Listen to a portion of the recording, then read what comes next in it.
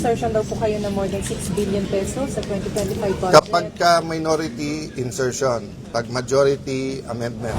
Ibinunyag naman ni Senator Ping Lacson na mayroon umanong ghost project sa Taguig na baluarte ng mga Cayetano. Sumatotal, higit 2 bilyong piso umano ang halaga ng mga ito. Lahat imbestigahan. Pasig, Baguio, buong Pilipinas. 1 year na, wala pang report. Tapos after 1 year, biglang Taguig. Pag tayuan mo yung mga prinsipyo mo, ikaw pa kakasuhan. Pag nagsalita ka, target ka bigla. Sir, attend kayo mamaya at bakit po kayo naka-block? Hindi pa kami nag-uusap lahat. Ako, mas preference ko siguro panoorin na lang sa TV. Baka mas komportable din yung administrasyon that way, and it's my simple way of protesting pati sa pagbla-block. Unlike in 1986, 87 na ramdam talaga na may question of democracy. Ngayon, syempre it's more of poverty, economy at saka yung corruption. But I really believe that our democracy is in danger, and talagang pag nagsalita ka, target ka bigla. May undeclared martial law. Kanina, nung sinabi niyo may undeclared martial law. That's been said for the last 6 months, di ba? It's about freedom and democracy, di ba? So, tignan nyo lahat ng nakakasuhan at lahat ng nakukulong, di ba? Pag tahimik ka at sumama ka, parang if you can't beat them, join them, happy ka. Pero malungkot ang bansa. Pero pag tayuan mo yung mga prinsipyo mo, ikaw pa kakasuhan, di ba? This morning lang I was meditating on Mike Defensor, no? I don't know his activities.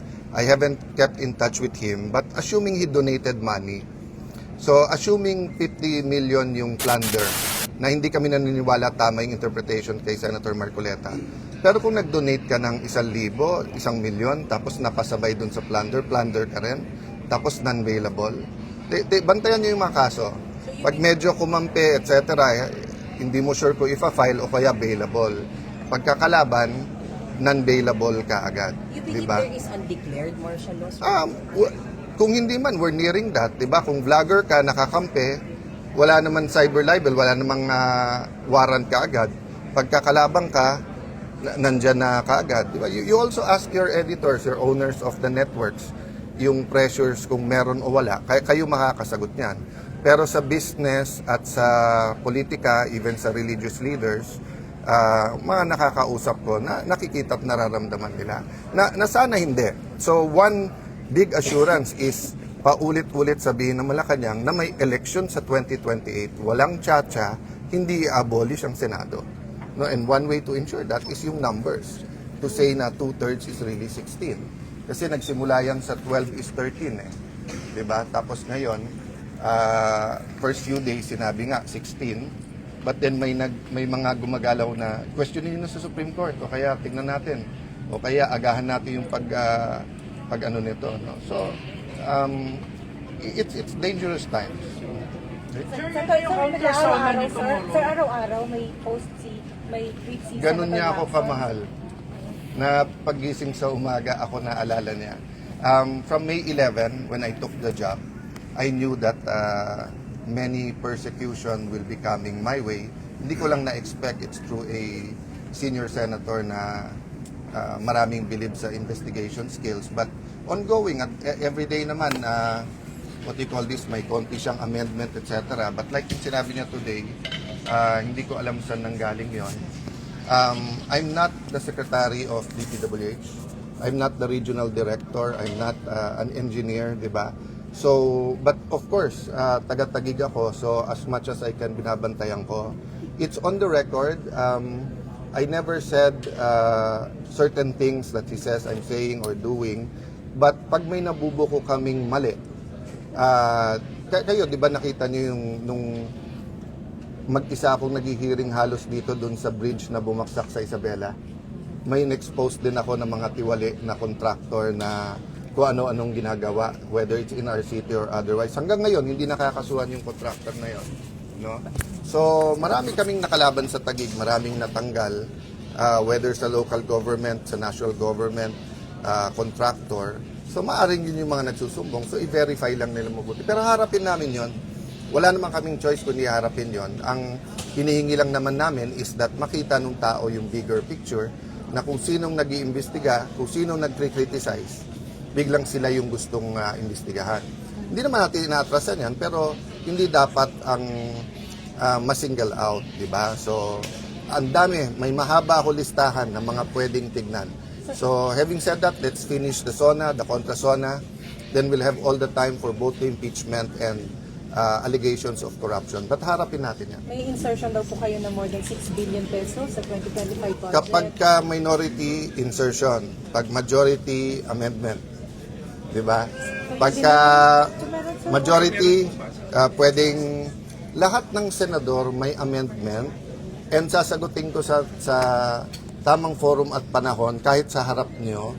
But I want na ilatag niya yung ano ba talaga ang sinasabi niya, magkano, saan, etc. So, ang sinasabi niya ba, basta't nasa budget at nasa tagig, ako na naglagay nun. Walang ibang officials from the cabinet to, di ba? Hindi mo masasagot yung allegation nang hindi buo eh. So, halimbawa, di ba yung sinabi? Pag sinabing mainstream media, maraming bayaran. Hindi ba unfair sa inyong lahat yun?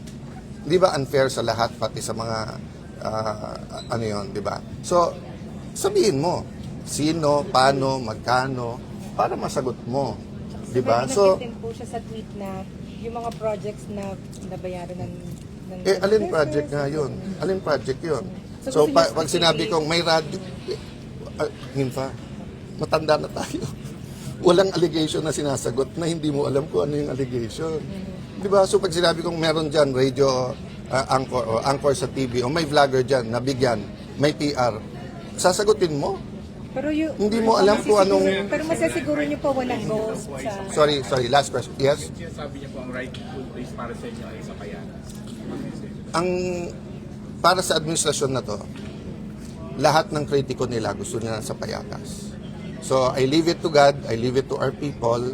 Kilala niyo ako, kilala niyo yung naging patakaran ko, you ask our reputation sa Taguig kung pumapayag kami ng kalokohan. Kaya nga maraming galit na kontraktor eh.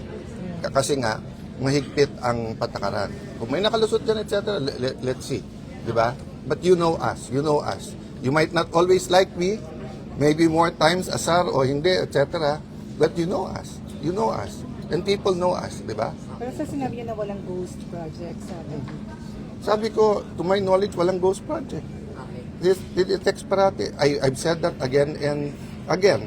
Nung sinabi nilang Diskaya, sabi ko, lahat imbestigahan. Pasig, Baguio, buong Pilipinas. 1 year na, wala pang report.